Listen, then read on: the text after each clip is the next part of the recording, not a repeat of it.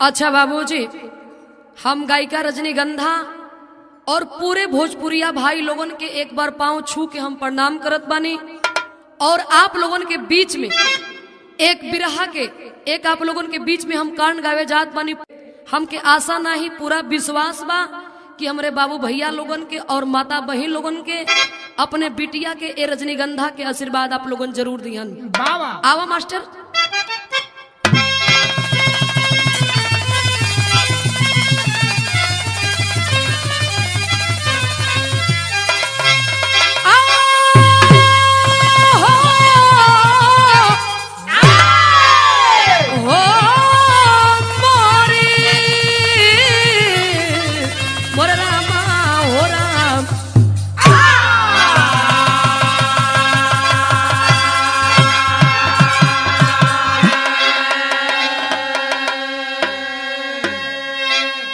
बाबूजी बड़ा आप लोगन कान सुन ले हो खब मंच के माध्यम से, कैसेट के माध्यम से, लेकिन देखी ई कैसन कहानी बा, भूमिका के अंदर भाव बा का।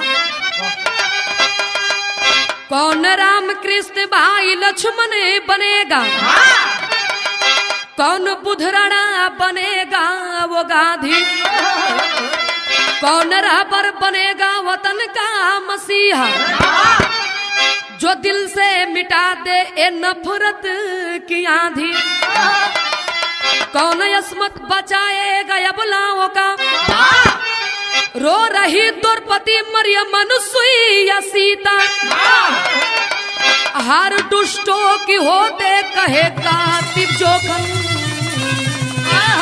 आज साक्षी है धरती पर रामायण जी का।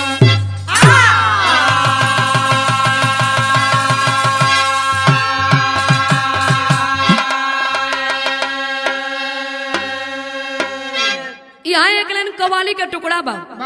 कौनो दुल्ही अपने दुल्हा से बतावत है, जबले गौना करा के ले कबो हमारे और मोड़ के देखला नहीं, जवानी रहल तब बम्बई मऊ जुड़ैला, आए बुढ़ौती में घर लौकल है त कान खोल के सुनला, बतावत है का। ये कहलस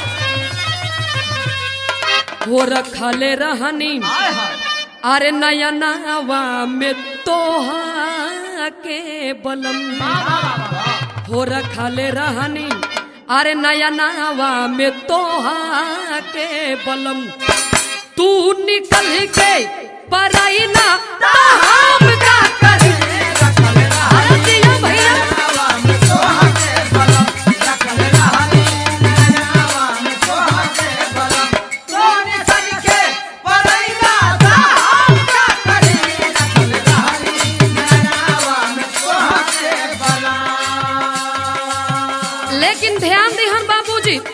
ए बिरहा के अंदर कवि जी कतना खूबसूरत कतना सुंदर भाव लिखले हुन। ये समाज के प्रति और बाहर आज के लोग, बाहर आज के समाज, कवि जी के लेखनी ये समाज के प्रति एक चेतावनी देले बेका कि मिट जाएगी अरे मनौता बफायो रहम, कि मिट जाएगी अरे मनौता बफायो रहम, सारी नफरत में दुनिया चली जाएगी, मिट जाएगी मनौता बफायो रहम, मिट जाएगी मनौता बफायो रहम, सारी नफरत में दुनिया चली जाएगी, मिट जाएगी मनौता बफायो रहम, मिट जाएगी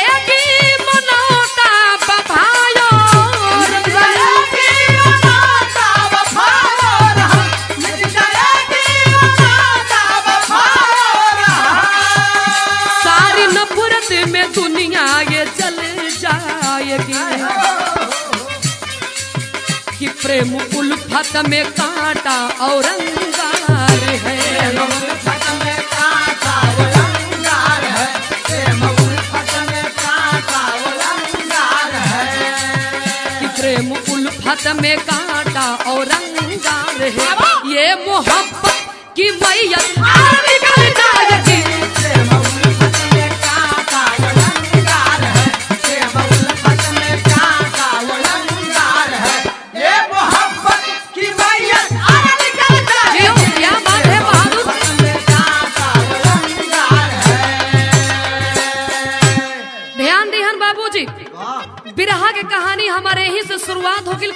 एकर भाव हम मालिका।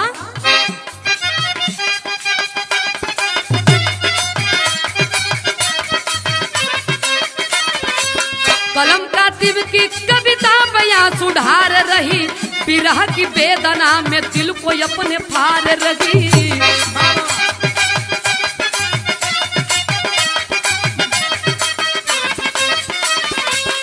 दिल दर्द हुआ ये दर्द दिली कहानी पे, धरा गमगीन हुई एक बहन की कुर्बानी पे।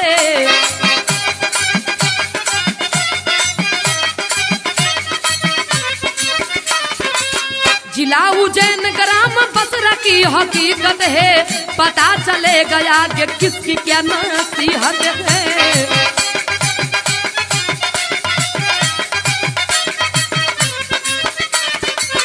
दे जन्म माँ बच्चों का साथ छोड़ चली, भार सरिता के ऊपर देकर नता तोड़ चली।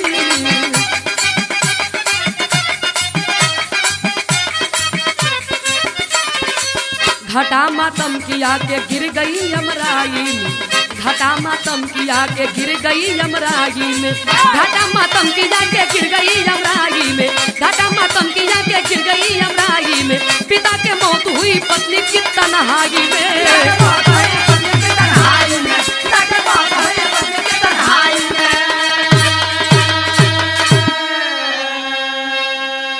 आय हाय बाबूजी, एक कहानी की आप लोगों ने समझ ली। जिला उज्जैन ग्राम बसरा गांव के रहे वाला एक गरीब आदमी जो ने मनई के नाम बतावल गई दशरथ मौर्य। दशरथ के पत्नी के नाम शांति, और शांति के गोद में एक बड़ बेटी है जो ने बिटिया के नाम बतावल गई सरिता। दूठे भाई हुमन जो ने भैयन के नाम बतावल गई भरत शत्रुघ्न। 5 परिवार के जिंदगी के सहारा एक टूटही रिक्शा बा हो बाबू। घर में सयान बेटी पड़ल बे। शांति एक दिन रो के कहली का हो सैया, मेहनत मजदूरी करके 150 रुपया ले आवेला, उससे मन के पेट के भोजन चली कि बड़की बेटी के बियाह कर दी। गांव घर के लोग ताना मारेला अड़ोस पड़ोस के, ए सैया जियल मुहाल हो गई बा। दशरथ रोवत होन के रे पगली, हमरे पले कुछ रुपया ना बा, हम ना हमरे पले खेत बा ना घर बा, कि एक गांव वालन से कुछ उधार पैसा लेके बेटी के हाथ पियर कर दी। आय हाय बाबूजी, बड़ की बेटी के विषय में सरिता के माँ शांति देवी सोच के रो रही है कि बारे भगवान, जब हमें बेटी देला तो धन काहे ना देला, और जब धन ना देला तो के बेटी भी ना देवे के रहे। आय हाय बाबूजी, यही सोच के वो शांति रो रही है। एक दिन के बाद बा सैया शाम के बेला बाटे, मेहनत करके मजदूरी करके आयल हुन, अगवा बैठ के खाना थाली में देले झरझर झरझर रोवत है। ए सैया अब ई दुख अब लोगन के बात हमसे बर्दाश्त ना होत बा, ये मन करत बा कि हम अपन जान दे दी, लेकिन अब ये लोगन के ताना बर्दाश्त ना करी। समझावत होन के रे पगली, भगवान हमके बेटी देले हुन तब बेटी हमारे घर में है।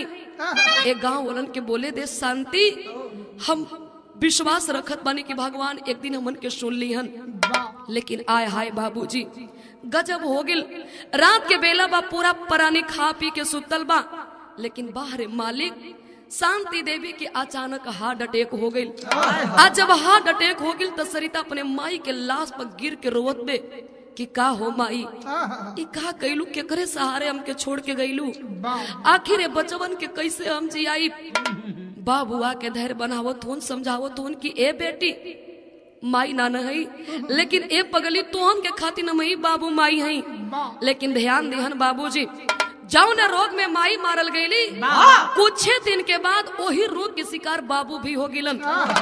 लाचार ओ बेसहारा ओ अबला एक लड़की दोनों भैयन के कोरा में लेके रो रही है, और रो के भगवान से एक ओराना दिलस। बिरहा में तरज बा, कौन गीत बा? ये दरज के नमूना बा। कौनो दुल्ही अपने दुल्हा से सुहाग रात के बेला आ वही घरे में मंगलस। मंगलस हाँ ओ लाल मुनि का मंगले सुना। अरे छूछे जाने घोंघोटा, छूछे जाने घोंघोटा हटाइए बलामुजी, दी गुछबू चिन्हा मुझे खाइए बलामुजी, गुछबू चिन्हा मुझे खाइए बलामुजी।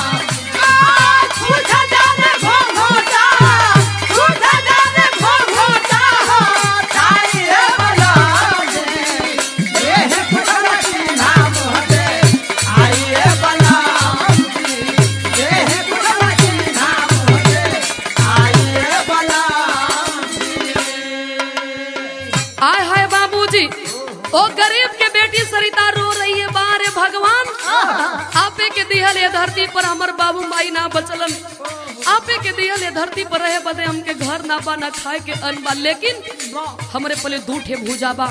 वो गरीब के बेटी अपने भाई के खातिर कहनी का कहनी, अरे रोवे सरिता बन के बाबू, रोवे सरिता बन के बाबू रही आगे बाबूजी, काटावा से भरल जेकर रही आगे बाबूजी, काटावा से भरल जेकर रही आगे बाबू,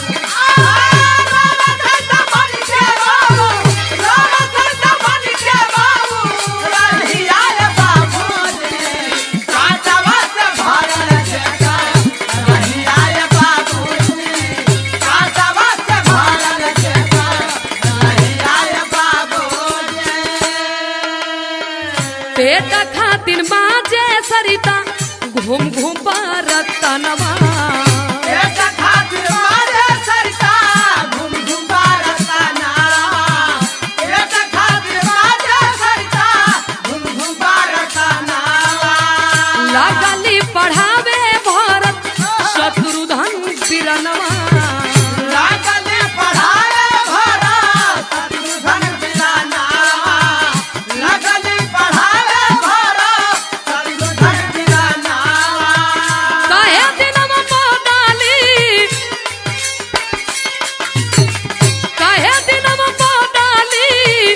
रही आए बाबूजी, काटावा से भरल जेकर रही आए बाबू,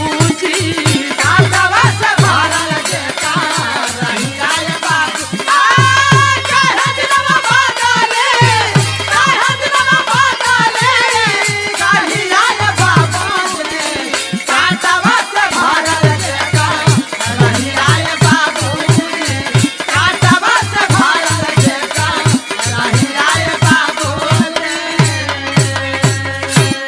आय हाय बाबूजी, बाहर सरिता उ बहिन अपने भाईन के खातिर गांव में घूम घूम के आन के चौका बर्तन करत बाड़ी, आन के बर्तन माज माज के बाबूजी, इतना ही नहीं जंगल में जाती है और लकड़ी काटती है, बाजार में बेचत बाड़ी, वही रुपया से अपने भैयन के पढ़ावत में लिखावत में एक सपना बा कि हे भगवान अगर हमार भाई कुछ बन जियन पढ़ लिख के तो हमन के गरीबी दूर हो जाई। बारे बहिन मेहनत मजदूरी करके एक एक रुपया भीख मांग मांग के बाबूजी पढ़ा लिखा के दोनों भाई के, एक भाई के इंजीनियर और एक भाई के डॉक्टर बना के सरिता इलाहाबाद के धरती पर भेज देती है। इलाहाबाद में दोनों भाई आके अपना अपना ड्यूटी करने लगे बाबूजी।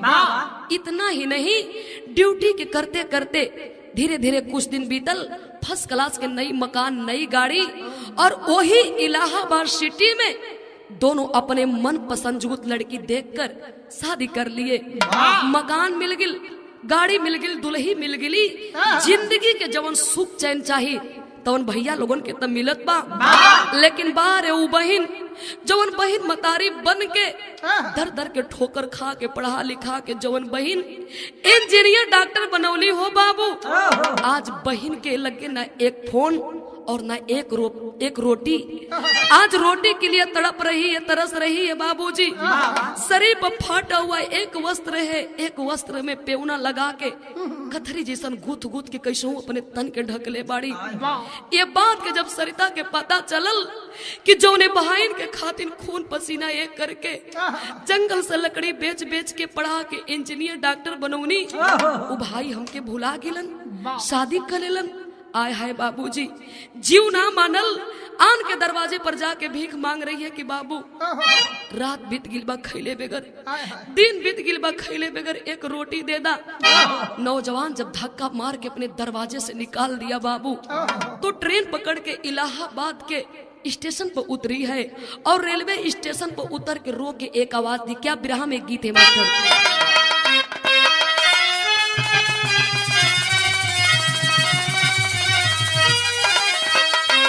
ये तरज के नमूना कौनो दुल्ही के नई नई गवना भइल ससुरे से नैहर में आइल सखी सलेहर पूछे लगली का हो सखी गईलू तो कैसे बीतल तार लोगन के बतावल जरूरी है बतावत है का सेज चढ़त डर लगे मोर गोइया सेज चढ़त डर लगे मोर गोइया अरे सैया घूंघट पट खोले रे राजा घूंघट पट खोले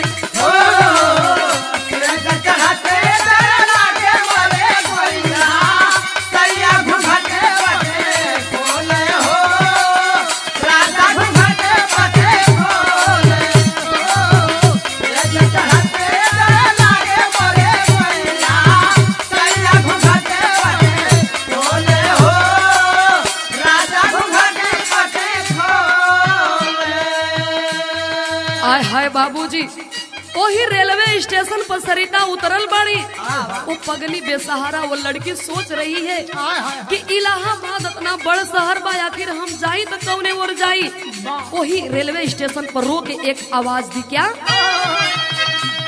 अरे जेकरा के खातिर बहाने सब कुछ लूटवली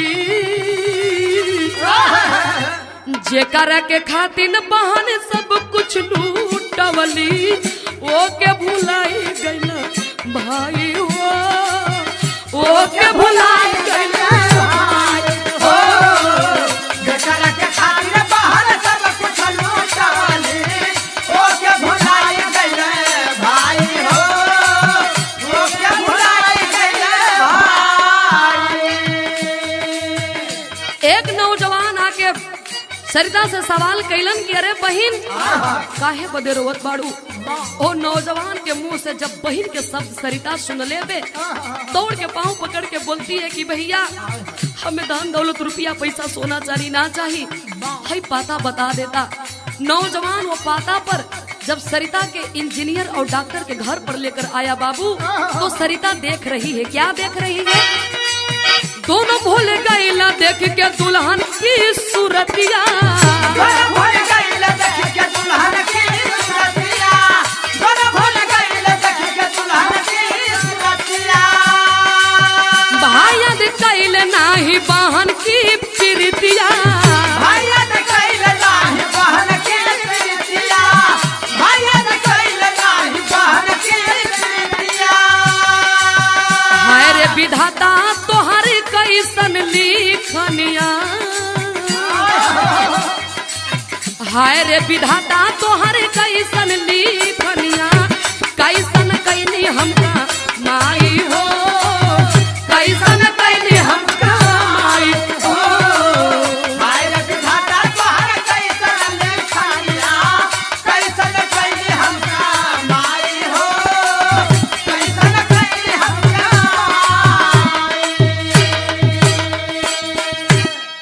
आय हाय बाबूजी जाके सरिता वो भैयन के दरवाजे के सामने जाके दरवाजा खटखटावे लगली दरवाजा पर आवाज देवे कि कोई घर के अंदर हो तो दरवाजा खोल दे दो दुल्हन बहुत खूबसूरत जब दरवाजा के खोलती है बाबूजी तो सरिता आवाज देने की का हो बहन ई बहरा शत्रुधन जवन इंजीनियर डॉक्टर वन ते करे न घर बा ए बहन हम उनकर बहन है तनी हमरे भैया लोगन से हमरे बचवा से भेंट करा दे तू बता दे तू कि तुहार बहन आइल है आय हाय बाबूजी दरवाजा के दोनों दुल्हन चपका देती है और दोनों भाई सवाल कैलन कि के दरवाजा पीटत रहे दोनों दुल्हन के जुबान से यही निकला एक भीख मांगने वाली भिखारन भिक्षा के लिए ढोंग मचाई है आय हाय बाबूजी अरे जब भिखारन की आवाज सरिता सुन ले बे कलश की का हो भैया वो दिन भुला गेला कि जब बाबू माई मरलन तब बाबू माई बन गई नी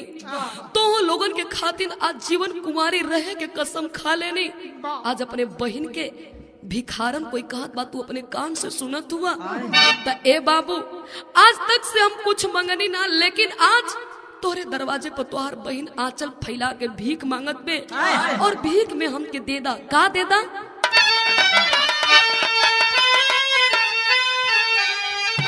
यह कहली अरे हमारा के दाई दाबिरा नवागा बजा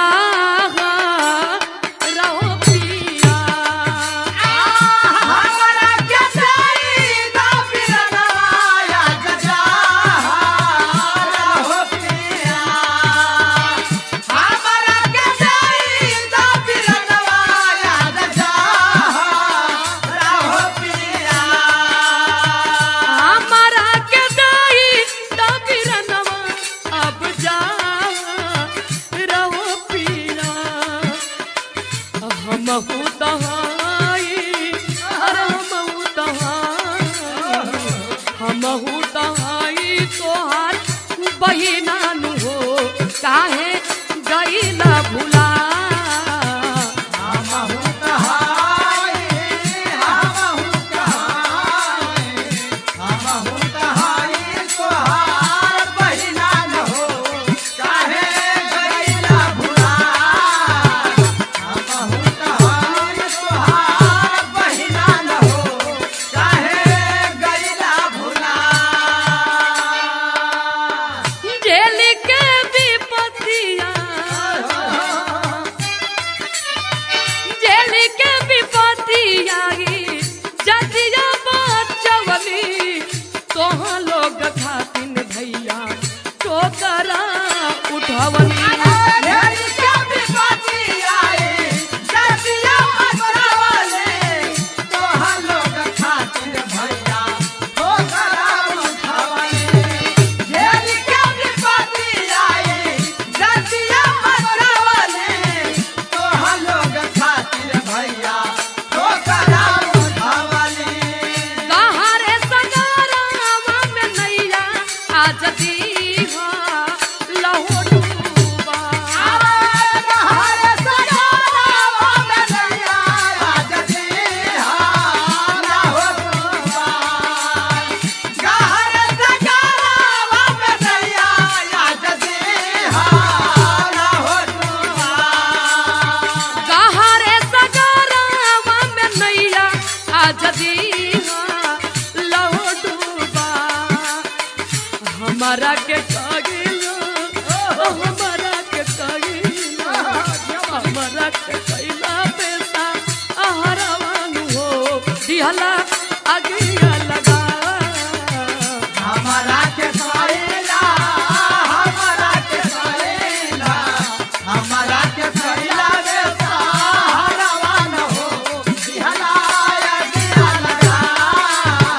हमारा के सैला रे सहारवा न हो दिहलाया दिया लगा।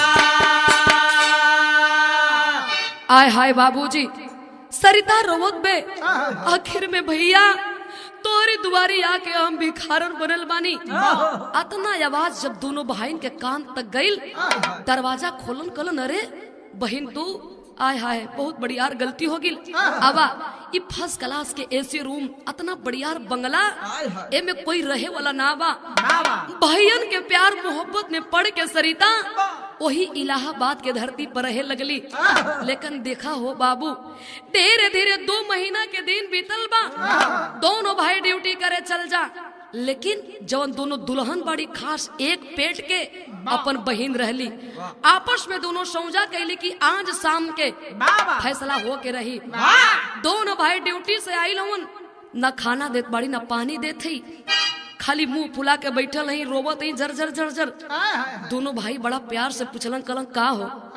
अरे ऐसा सुंदर चेहरा पर आंसू शोभत ना है काहे बदे रोवत हो। तो आवाज देती है अरे पिता है कुछ दिन सरिता के अरे पिता है कुछ दिन सरिता के तब आग लगी भौजाइन में। अरे नफरत का प्याला पिला दिया हुस्न वाली दोनों भाईन में।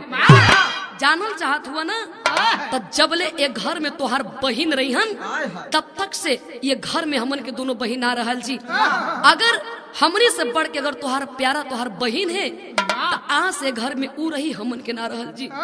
जहर खा के मर जायल जी कबूल हो। आय हाय बाबूजी बारे दोनों भाई मेहरारू के बात में पड़ के दोनों भाई कहलन अरे भग जाओ नीच मेरे बंगले से, अरे भग जाओ नीच मेरे बंगले से, तुम बहन नहीं हो नागन हो, अरे तुम तो बेस्या बनकर आई हो, मेरा दूषित हो गया आंगन है।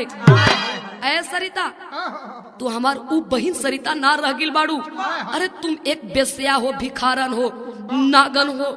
अरे बाप रे बाप, भैया के बात सुन के सरिता काठ बनल बे का हो बाबू, ये का कहत बड़ा हो भैया, ऐसे मत बोलो ऐ भैया, ऐसे मत बोलो ऐ भैया, ये तेरे जीभ गल जाएगी। अब जा रही है ए सरिता, कभी तेरे द्वार नहीं आएगी। हमके का पता रहल कि हमार भाई धन के लोभी और धन के घमंड में आके अपने खून पर और अपने बहन पर गंदा छीटा उछाल दिहन।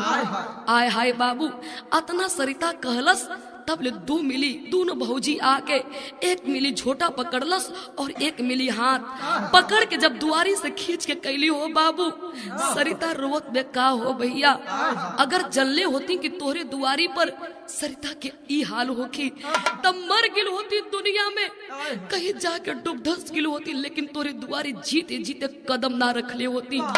जात बानी लेकिन एक बात तो हमार सुनला।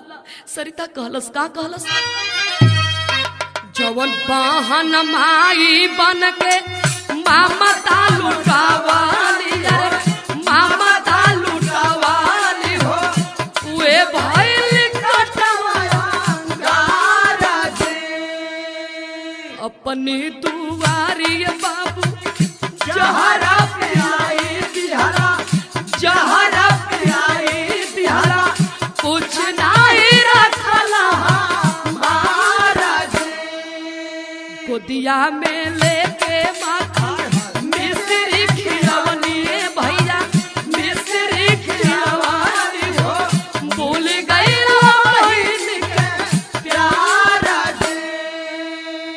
जात बनी भैया, अब कबो तोहरी दुआरी ना आई। आय हाय बाबूजी, वही से सरिता जंगल के रास्ता पकड़ के चल देती है।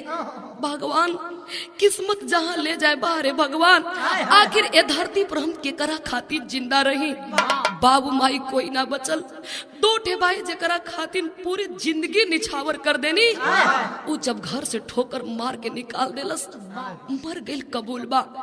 एहर के बाद छोड़ा हो बाबू, एहर दोनों दुल्ही अपने सैया के साथे एकादशी के दिन हो गंगा जी के किनार पर आयल है नहाए, और गंगा माई से आके मन्नत मंगली कि हे गंगा माई, हमन के दोनों बहन के अगर एक एक बेटवा दे दे तू, तो ए गंगा माई नारियल चुनरी और आर पार के माला तुहे चढ़ाई। माई के आशीर्वाद से दोनों दुल्हन के आंचल भर गई। आज जब आंचल भरल हो बाबू, एहर तब बेटा पा के एक एक बेटवा पैदा हुवन, बेटा पा के बड़ा खुश हुवन, लेकिन ओहर देखा आखिर में वो पगली और गरीब के बेटी आगे सरिता गई तो कहाँ गई, विदेशिया के अंदर भाव है मास्टर। दुखवा विपतिया के अरे मारल बहन सरिता, देवे चलल गंगा जी में जनवारे बाबू, घूमता फिरता यही सरिता सरिता किनारावा पे, अब भइल एक बुढ़िया से मिलनवारे बाबूजी, कहे अइलू जान देवे अरे बेटी यही उमरिया में, कवन बाटे दुख की का रनवारे बाबूजी। आय हाय बाबूजी, सरिता जंगल के रास्ता पकड़ के घूमत फिरत जाके गंगा जी के किनार पर पहुंचती है बाबूजी। सोचत बे कि है गंगा माई, जब दुनिया में कोई ना बाचल, जब अपन खून और अपन भाई ये पवित्र शरीर पर गंदा छीटा उछाल देलन, तो ये धरती पर हमर जिए के कोनो हक ना बा। आय हाय बाबूजी, सरिता सोचत बे कि गंगा जी में कूद के हम अपन जान दे दी। जब ये गंगा जी में कूदने जाती है बाबूजी, बगल में फूल के खेत जात की एक बुढ़िया मालिन जहाँ के पीछे से बाह पकड़ के खींच रही है। सरिता रो रही है कि छोड़ दे मुझे, मर जाने दे। खींच के बुढ़िया थप्पड़ मारती है। ऐ लड़की, तू कहाँ के रहने वाली है? आखिर क्यों क्यों तू जान देना चाहती है रे पगली? बाबू माई बोलल हुआ ना, अरे बाप हो बाप, जब बाबू माई के बतिया सुनलस बुढ़िया के बहरा कबारी ध लेलस। ना हो माई, अगर ये धरती पर हमर बाबू माई होतन तो शायद ये मोड़ पर हम ना आइल होती। कोई ना बा, ये माई मर जाएदा। बुढ़िया से सारा बात बताती है बाबूजी। आज जब बताती है तो बुढ़िया बताती है सरिता से, सरिता को समझाती है कि सुनो, तुम एक लड़की हो, अरे तू मर जाएगी, यही से तेरा कहानी खत्म। इंसान वही के कहल जाले कि धरती पर जी के जवाब दे देवे। ए बेटी, ये धरती पर दुनिया में हमार कोई ना बा। 4 साल पहले मांग के सिंदूर मिट गिल। बेटा बेटी ये कोना हुन आज जीवन तरसत रह गिनी, लेकिन चला हमारे संगे नमक रोटी खाई तो है खियाई, और इज्जत से ये बेटी अपने झोपड़ी में तो के अपन बेटी बना के रखब। आय हाय बाबूजी, जब बुढ़िया के लेके बुढ़िया मालिन सरिता के लेके चल बे तो भइल का टेरी के अंदर भाव है।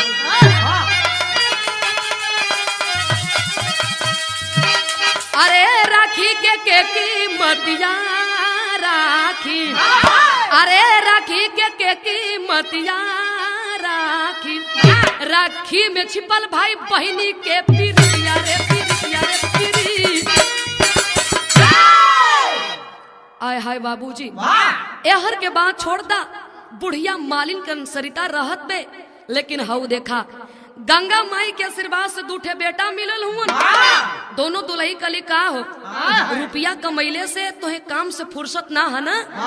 आज के दिन बढ़िया दिन बा, बेटा पा के भुला गेला। गंगा माई के आशीर्वाद है कि हम बेटा पौले हैं।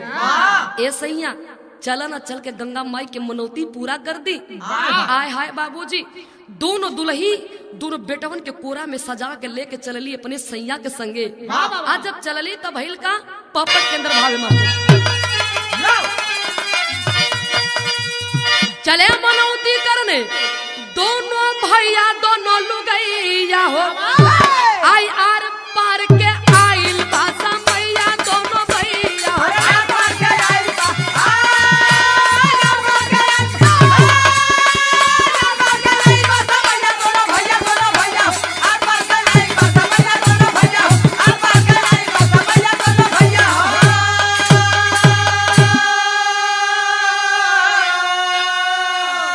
संगवा में रहले दोनों आ बाबू दोनों माई हो, आ गोदिया में हीरा मोती आ रहल हरसाई हो। सजली फूल से पावन गंगा मैया दोनों भैया हो, आ तबले पलटी मरले बाटे अनैया दोनों भैया हो। आय हाय बाबूजी, गंगा जी के आर पार के मला चढ़ा के नौका पर बैठ के सैर करत हुन। बीच दरिया में जाकर नाय डगमगाए लगल। मल्लाह चिल्लात हुन कि भैया एमे हमर कोनो कसूर ना है। तबले नैया पलटी मार देलस। आय हाय, आज जब नैया पलटी मरलस हो बाबू, बगल में मल्लाह भाई दौड़ के अपन नैया लेके अइलन। हाथ खींच खींच के अपने नौका पर करे लगलन। दोनों बाबू दोनों माई तब मिल गिलन हो बाबूजी। आय हाय रे भगवान, गजब तुहार खेल बाटे। छानबीन होते रह गिल, लेकिन उ दोनों बेटन के लाश तक ना मिलल। आज जब लाश तक ना मिलल हो बाबू, तो छाती पीट पीट के दोनों दुल्ही रोवत बाड़ी कि का हो गंगा माई, ये का कैलू हो माई के बेटा दे के बेटा छीन ले लू। रोवत रोवत पागल भइल हो, लेकिन बाहर इस जमाने के लोग अपने औलाद के खातिर अतना तड़पन। अरे ओहू तो कोई के बेटिए न रहल कि बेकदर करके अपने दरवाजे से निकलन। लेकिन देखे बाबूजी, आखिर भइल का आल्हा के अंदर भाव है मास्टर।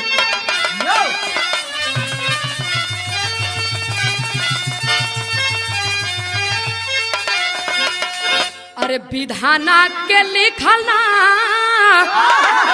अरे टरेला दुनिया में ये बाबू, करे उपैया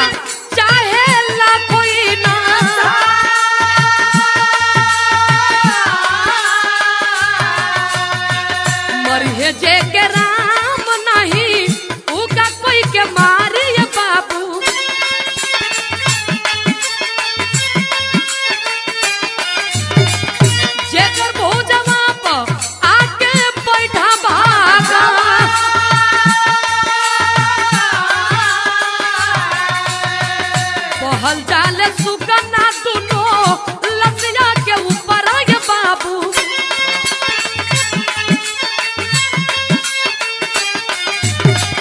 जिंदा रहल लाल दोनों गोदिया के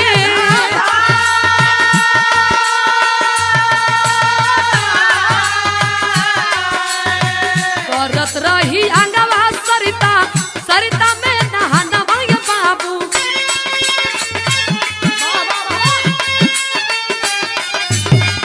बहुत बहुत मुर्दा आइल बहु नहू के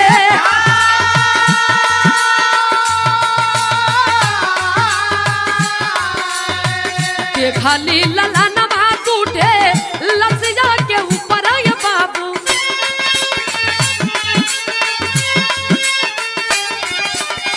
खुद के अपने गोदिया मैं उठावली सीरी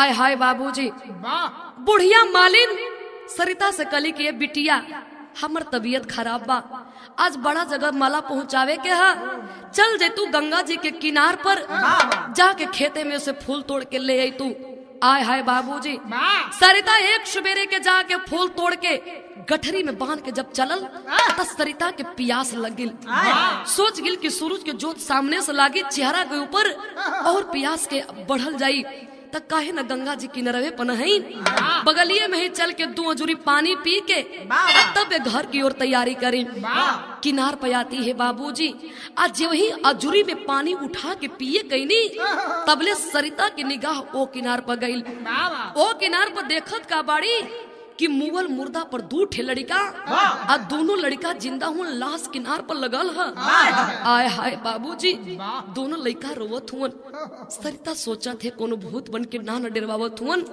लेकिन जब लड़कन के आवाज सुनले में कलेजा फाटे लगल हमार माई मरल रहल ना यही तरह दोनों भैयन के हम आंचल में लेके पोसनी इहो तो कोई के लाले न हुन बेटे न हुन ओ पगली के का मालूम बा कि काई हमरे भाई के बेटा हुन आय है बाबूजी जान दाव पर लगा के गंगा जी में कूद जाती है और दोनों लड़कन के छान के लेके अली तो एक काम कर देली अरे कर दिया है सूचना चारों तरफ अरे कर दिया है सूचना चारों तरफ हर स्टेशन हर थाने पर बालक उसके घर जाएंगे सुनो सही पता बतलाने पर अरे रोते धोती रंभा रीता अरे रोते धोते रंभा रीता भारत शत्रुघ्न आए गए माई बुढ़िया के चरणों में अपना आंसू बरसाए हैं अरे तबले आई है सरिता उहवा अरे तबले आई है सरिता उहवा देखकर सबको घबराई है ये तो एक लौता भाई मेरे ये तो दोनों भौजाई है चारों तरफ पेपर द्वारा और थाना द्वारा खबर दिवा देती है बाबू कि गंगा जी में से 2 ठे लड़का छान के लेके आइल बानी वही के हम बेटा दे आखिर में जेकर हकीकत और असलियत में ई बेटा हुई हन पेपर के बाद जब चारों सुनले हुन रोवत गावत बुढ़िया मालिन के बगीचा में अइलन रोवाई के बाद जब सरिता के कान तक गई टूटी हो झोपड़ी से निकलती है बाबूजी एक कदम जब वही घर के बाहर भइल नजर पड़ल अपने आप में कदम रुक गई थथम जाती है आंख पे आंसू छलछला उठा ये तो उहे दोनों भैया हुआ ना उहे दोनों भौजी है कि अपने घर से बेसिया नागिन बना के और झोटा खींच के दुआरी से बहरी ठोकर मार के बगे देलन सरिता चिन्हत में कि हमार भैया भौजी हुन लेकिन वो चारों नैखा सन चिन्हत कि हमार बहन सरिता है कलश की अइला हो बाबू लेकिन बड़ा लेट कर देला तो हर बेटवा के हम ही पौले रहनी हम ही छल्ले रही गंगा जी में से लेकिन का बताई हो भैया अतना काफी पानी पी ले रहलन कि कतनो बचौनी तुहार बेटा बचल ना मर गईलन दफन कर देनी अब काम मिली देखे के लाश के अलावा कुछ ना मिली रोवत होन की कम से कम ले चल के हमके लसिए तो दिखा दे तू आगे आगे सरिता पीछे से चारों रोवत चलल हुन भइल का भाव है मास्टर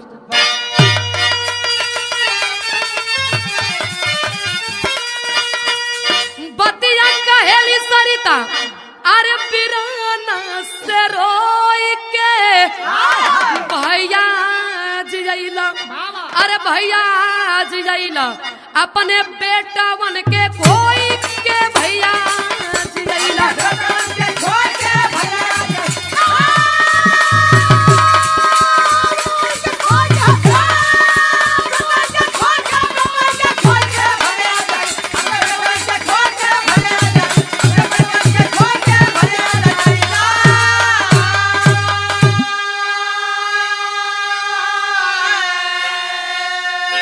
आगे आगे सरिता पीछे से चारों रोवत चलल हुन आगे अली टूटल झोपड़ी में हो बाबू एक चरपाई बा ओपे सफेद चादर है आ चदरिया के जब खींचली त चादर के अंदर से एक आवाज आइल बा कौन आवाज आइल माई माई के जब आइल बा आवाजिया आ दौड़ा दौड़ गोदिया में उठाई लिहला पाजिया भैया हम बचवनी अरे तोर लाल बेस दे के आय हाय बाबूजी काहे के लड़का मरे जाओ बाबू भैयन से पगली बहाना कैले रहल चदरिया के खींचली जब दोनों लड़कवा माई माई कह के चिलैलन चारों दौड़ के अपने बेटवा के कोरा में लेके चुमत हुन कल अगर आप ना हो तू तो हमार बेटा ना मिलल होतन बाहर दोनों भाई बाहर दोनों भौजाई अब तक से वो दोनों पापिन और पापी नहीं पहचान पाए कि आखिर में लड़की है तो कौन है सरिता कलश की का हो भैया अरे अपने बहन के भूला गिला तना जल्दी वह तो हर बहन सरिता आज तो ये बात के खुशी होत बा कि एक नागिन होते हुए और एक बेस्या होते हुए तोरे दूठे लाल के जिंदा बचा लेनी आय हाय बाबूजी आखिर उचारो कैलन का कैलन गारा वाला गईले धैले सरिता के चरानिया आ दुनिया में कहवा ऐसन पाइप जा बहिनिया पियल जाई बहिनी तोरे चरनिया के धोई के भैया जियैला अरे भैया जयला अपने बेटावन के कोई के भैया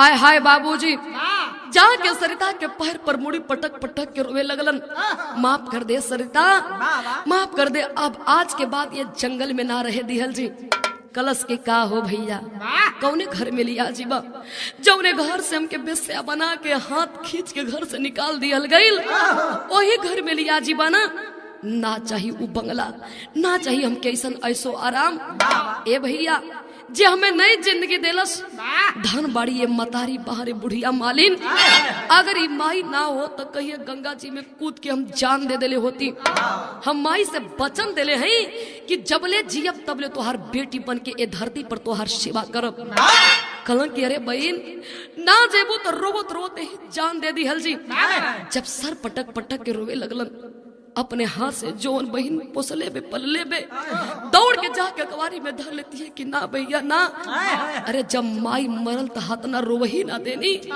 आज कैसे रोवे देव रे बाबू चलब लेकिन हम अकेले नहीं जे हमें नई जिंदगी देले बा अगर बुढ़िया मालिन के लिया के चलबा तब चलब आय हाय बाबूजी बुढ़िया मालिन के और सरिता के लेके दोनों भैया और भौजी वापस इलाहाबाद के धरती पे अइलन सब लोग मिलके एक नई जिंदगी के शुरुआत कैलन यही से बिरहा के शीर्षक रहल कुंवारी बहन आखिरी बन में भाव हो